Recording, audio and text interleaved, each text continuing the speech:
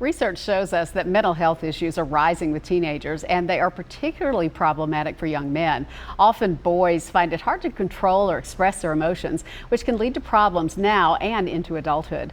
In his new book, Raising Emotionally Strong Boys, family counselor and best-selling author David Thomas offers some ways that parents can help their sons deal with issues like anxiety, anger, and depression. We're so glad to have you back here on Talk of the Town. Thank you for having me. I'm glad to be here. I've enjoyed reading this book, Raising Emotionally Strong Boys.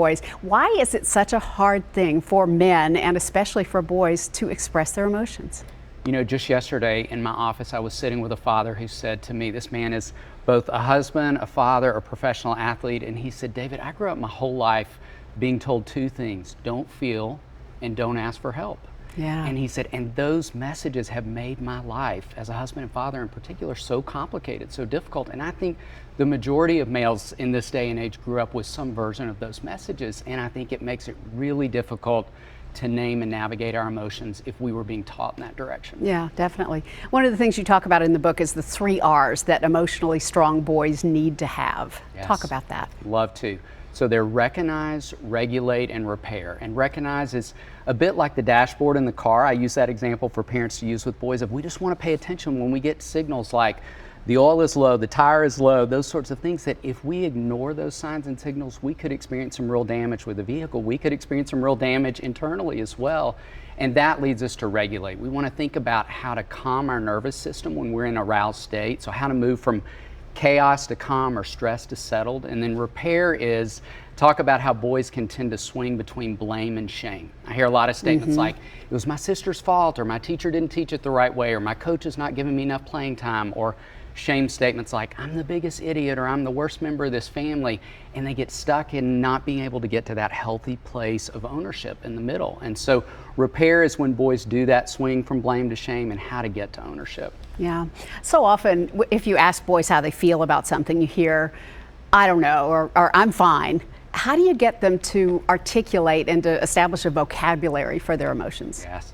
I think that's that recognized piece that we begin with helping them develop an expansive emotional vocabulary. Figure out just what do I feel, which again is foreign for a lot of boys.